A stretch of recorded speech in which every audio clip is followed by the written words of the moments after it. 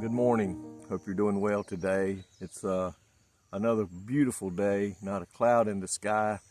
The coolness of the morning in the summertime is special because it gets so hot later on in the day. But early in the morning, it's just amazing the way it feels, so beautiful.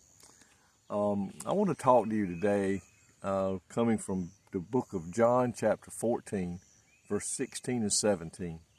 It is a beautiful part of the Bible where Jesus is talking to his disciples that he, when he leaves, will send someone to be a part of their lives like he has been a part of it for these last 3.5 years. Verse 16 says, "And I will pray the Father, and he shall give you another comforter, that he may abide with you forever. Even the Spirit of truth, whom the world cannot receive, because it seeth him not, neither knoweth him, but ye know him, for he dwelleth with you and shall be in you." Here Jesus is saying, he calls him, the Holy Spirit, another comforter, meaning one called alongside to help. And what it means, Jesus has promised to send somebody to take his place, the Holy Spirit, whom he calls another comforter. He said it will do for them what he done for them while he was here on earth with them. The Spirit will be by their side. He will help them. He will strengthen them. He will lead them. He will guide them. And folks, he is doing the same thing today for you and I. He called it a comforter. The Holy Spirit would be there for them. He said the Holy Spirit is also called the Spirit of truth. He bears witness to the truth and guides and directs the believer in all truth. He's there to lead us in the way we should go. He is there to guide us, to help us, to know the truth. Jesus promised this to them. It said here, the Spirit would be by their side to help strengthen them, to teach the truth course for their life, to comfort in difficult situations, to intercede in prayer for them, to be a friend to further their best interests, and to remain with them forever. So today you and I have that same promise of the Holy Spirit.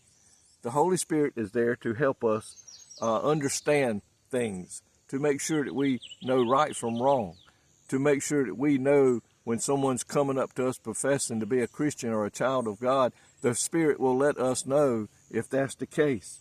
It says here, it's a Spirit of truth, because He is the Spirit of Jesus, who is truth. He bears witness to the truth. He enlightens concerning the truth. He exposes the untruth and guides the believer to all truth. Think about that today. The Holy Spirit now abides with the disciples. He now abides with us, and he promises them that in the future he shall be in you. The Holy Spirit lives within us. It takes up abode in our life when we become a child of God. This promise is the indwelling of the Holy Spirit that was promised to us to fulfill after Christ's resurrection, when he breathed on them and he said, "Receive ye the Holy Ghost." So today we know that the Holy Spirit lives with us, and it abides with us. He convicts us when we go astray. He will only abide with those who worship the Lord in truth and in spirit. And the promise of the indwelling of the Holy Spirit was fulfilled after Christ's resurrection. I'm so thankful today for the Holy Spirit. I am so thankful that he lives with us. There says there are two distinct and separate works of the Holy Spirit in the lives of all believers. All believers receive the Holy Spirit at the time of their regeneration. When we get on our knees and we ask Christ into our heart and life, and he forgives us, we receive the Holy Spirit into our life.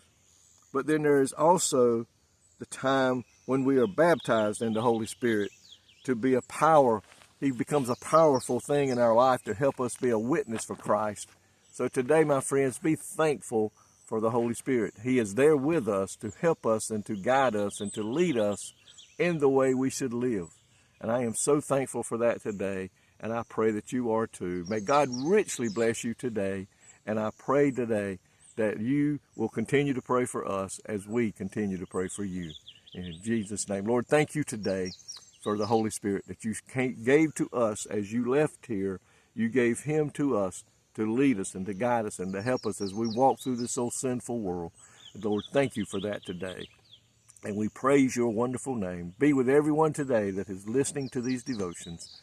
Bless them, Lord. Lead them in their life the way they need to go. In Jesus' name, amen. I love you. Thank you so much. God bless.